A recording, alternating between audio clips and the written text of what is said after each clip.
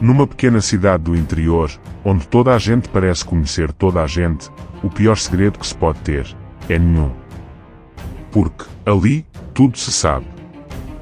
Ou pelo menos era isso que pensavam, até começarem a chegar cartas. Cartas sem remetente. Escritas à máquina ou à mão, com letras estranhas, espaçamento tenso, linguagem direta.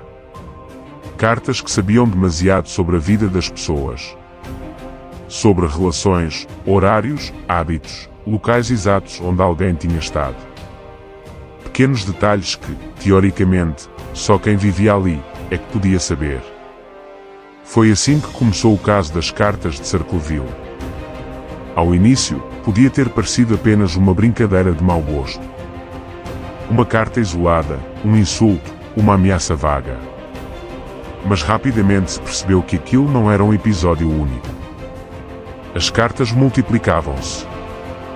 Iam para professores, pais de alunos, casais casados há anos. Acusavam pessoas de traição, de comportamento impróprio, de segredos que, se fossem verdade, podiam destruir reputações. O mais inquietante não era só o conteúdo. Era a forma como o autor parecia estar sempre um passo à frente. Quando alguém tentava ignorar, vinha outra carta ainda mais específica. Quando se falava em ir à polícia, o tom subia. Era como se houvesse um observador invisível a acompanhar a reação de cada destinatário e a responder em tempo real. Um dos alvos principais das cartas era uma mulher da comunidade, acusada de manter uma relação extraconjugal com um membro importante da escola local. As cartas chegavam à casa dela, ao trabalho, à família. E não se ficavam por aí, começaram também a chegar ao marido e a outros membros próximos, como se o autor quisesse garantir que ninguém escapava ao impacto daquilo. Com o tempo, o clima na cidade mudou. Já não se tratava apenas de fofocas anónimas. A sensação era de vigilância constante. Qualquer movimento podia ser interpretado como dar material a quem estivesse a escrever. E, como ninguém sabia de onde vinham as cartas, qualquer pessoa podia ser o autor. O vizinho simpático. O colega de trabalho. O familiar distante. Em vez de se unir contra um inimigo comum, a comunidade começou a olhar desconfiada para dentro. Cada gesto, cada olhar, cada comentário podia ser uma pista, ou podia não significar nada.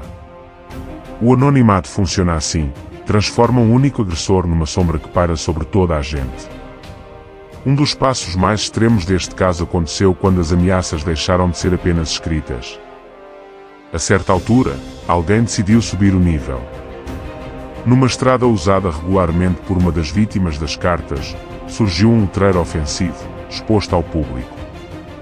Quando um familiar tentou removê-lo, descobriu algo muito mais perigoso, um dispositivo montado por trás, basicamente uma armadilha preparada para causar dano físico a quem mexesse no cartaz. O recado era claro, já não se tratava apenas de envergonhar ou pressionar alguém. Havia uma intenção real de assustar e, possivelmente, magoar. A partir daí, a situação deixou de ser um simples caso de assédio anónimo e passou a ser uma ameaça à integridade física. As autoridades acabaram por apontar um suspeito. Um homem da região, com ligações familiares a uma das principais vítimas. O raciocínio parecia fazer sentido, tinha motivos possíveis, acesso à informação, oportunidade, em teoria, uma ligação emocional suficiente para explicar a obsessão. Acabou por ser julgado e condenado, em grande parte com base na ideia de que ele seria o autor dessas cartas e que estava relacionado com a tal armadilha na estrada. À primeira vista, parecia que a história tinha encontrado o seu vilão. Um rosto, um nome, uma explicação. A comunidade podia finalmente respirar, certo? Errado. Porque, mesmo depois deste homem ser preso, as cartas continuaram a chegar. Este é o ponto em que o caso de Circleville deixa de ser apenas perturbador e entra no território do inexplicável. Se o autor estava atrás das grades, quem continuava a escrever? Teria ele cúmplices?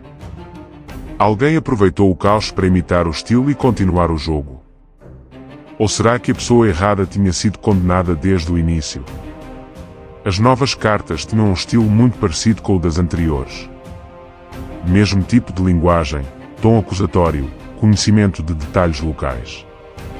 Algumas foram enviadas diretamente às autoridades, quase a desafiar o sistema. Prenderam a pessoa errada.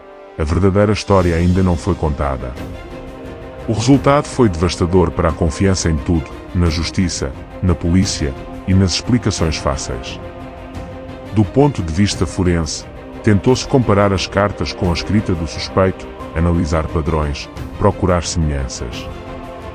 Mas, ao contrário de impressões digitais ou ADN, a análise de escrita tem uma componente interpretativa muito mais subjetiva. Peritos podem discordar entre si. E, mesmo quando há semelhanças, é difícil afirmar com 100% de certeza que alguém escreveu determinado texto, sobretudo quando o autor pode deliberadamente tentar disfarçar o estilo. Com o passar do tempo, o caso foi acumulando camadas. Cartas que pareciam saber demasiado. Uma comunidade em colapso de confiança. Uma armadilha física montada na estrada. Um suspeito condenado. Mais cartas a surgir durante a prisão desse suspeito. Cada elemento parece levar a uma direção diferente. Se o condenado era realmente culpado, então há alguém a imitá-lo cá fora. Se não era culpado, então o verdadeiro autor nunca foi apanhado. Em ambos os cenários, a sensação que fica é a mesma: a história nunca foi completamente contada. O caso das cartas de Circleville é um exemplo perfeito de como um único canal de comunicação, neste caso, cartas anónimas, pode controlar durante anos a vida de uma comunidade inteira. O autor ou autores conseguiam, com algumas páginas de papel e um selo, sem usar violência direta na maior parte do tempo, manipular relações, destruir reputações, criar medo real. Ao mesmo tempo, mostra os limites das investigações tradicionais quando o inimigo é o anonimato. Toda a gente podia ser o escrevinhador. E, numa cidade pequena, onde quase não há segredos, é ainda mais fácil alguém compor uma carta convincente misturando metade verdade, metade exagero.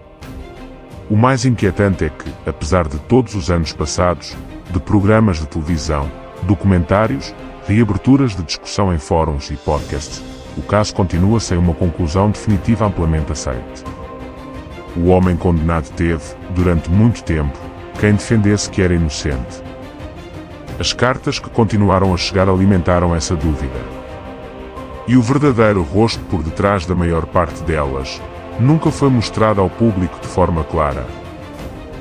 No fim, o caso de Circleville deixa-nos com uma pergunta simples e desconfortável: até que ponto um anónimo pode controlar a narrativa da nossa vida? Numa era em que já não são cartas, mas mensagens, e-mails e perfis falsos a circular, a história desta pequena cidade funciona quase como um aviso antecipado. Um lembrete de que, quando não sabemos quem está a falar, é muito mais difícil decidir em quem acreditar. Se este tipo de mistério te prende, casos reais, cheios de detalhes, mas sem uma resposta final, segue o canal, ativa as notificações e deixa nos comentários que outra história gostavas de ver aqui. Porque, tal como em Circleville, às vezes a voz mais poderosa é aquela que nunca mostra a cara.